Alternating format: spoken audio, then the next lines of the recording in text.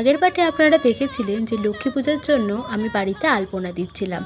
এবার তাহলে আপনাদের একটু দেখিয়ে নিই যে এই পৌষ সংক্রান্তি উপলক্ষে আমাদের বাড়িতে যে ধানের লক্ষ্মী মায়ের পূজা হয় সেই মাকে আমরা কিভাবে সাজাই।